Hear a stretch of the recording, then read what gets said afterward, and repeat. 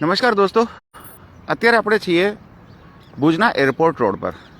દોસ્તો, તમે જાણો છો એ પ્રમાણે આ એરપોર્ટ રોડ પર અત્યારે ડિવાઈડરનું કામ ચાલી રહ્યું છે. એટલે કે ડિવાઈડરનું સુશોભન ચાલી રહ્યું છે. અહીંયા ઇન્ટરલોક પડી રહ્યા છે, અહીંયા છીપરો પણ નાખવામાં આવી રહી છે.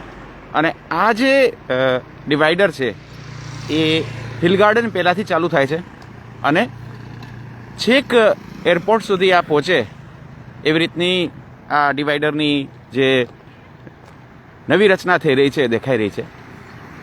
દોસ્તો, અગત્યનો મુદ્દો એ છે કે આ ડિવાઈડરને ડિઝાઇન કોણ કરે છે.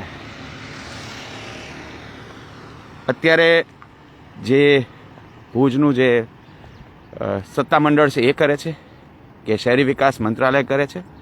કોણ અધિકારી છે કે જે નક્કી કરે છે કે આ ડિવાઈડર કેટલું પહોળું હશે?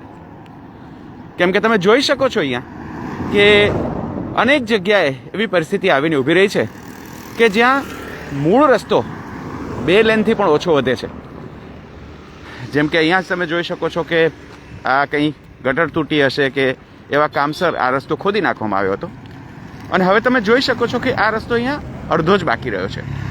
જો આ ડિવાઈડરને ઓછું બનાવવામાં આવ્યું હોત, સમજો કે અત્યારે જે આ લગભગ 15 ફૂટ જેવું દેખાય છે એના બદલે જો 5 ફૂટનું કરવામાં આવ્યું હોત તો આ રસ્તો એટલો પહોળો થઈ શકત. અને જો આ રસ્તો પહોળો હોત તો અહીં ચલાવી રહેલા જે લોકો છે, વાહનો ચલાવી રહ્યા છે, એમની સુરક્ષામાં વધારો થતા. જુઓ છો તમે કેવી રીતના એક સ્કૂટર અને કાર એકદમ નજીકથી પસાર થઈ રહ્યા છે. તો દોસ્તો, આ પરિસ્થિતિ માત્ર અહીંયા જ નથી. આ પરિસ્થિતિ જો સૌથી વધારે ખરાબ હોય તો એ છે ભુજિયા પાસે, એટલે કે સ્મૃતિવન પાસે. સ્મૃતિવન પાસે જે ફૂટપાથ બનાવવામાં આવી છે એ એટલી પહોળી કરવામાં આવી છે કે ત્યાંથી વાહનોને ચાલવા માટે જે જગ્યા જોઈએ એ એકદમ ઓછી વધી છે. મતલબ 2 લેન છે, 2 લેનમાં 2 વાહન આવી જાય એટલે રસ્તો પૂરો થઈ જાય છે. એકાદું સ્કૂટર જો વધારાનું હોય તો એના માટે એક સ્કૂટરની પટ્ટી પણ નથી, એક સાયકલની પટ્ટી પણ નથી. તો આવી ભયાનક ડિઝાઇન કયો આર્કિટેક્ટ કરતો હશે?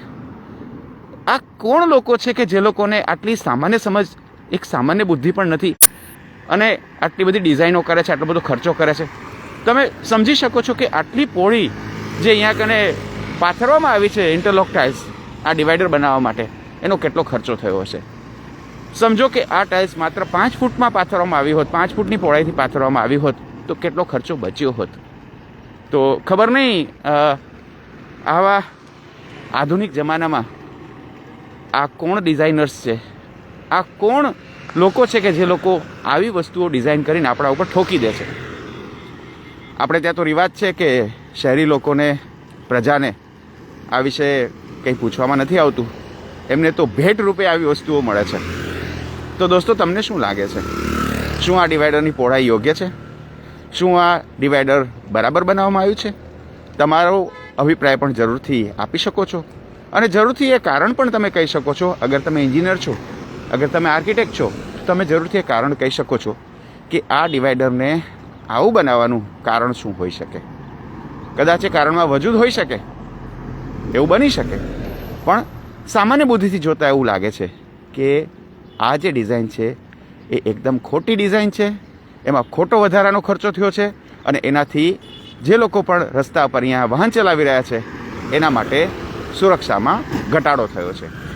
તો દોસ્તો, જરૂરથી આ વિડીયો શેર કરજો, ભુજના લોકોને પણ આ સમસ્યા વિશે જાણ કરજો. Thank you so much.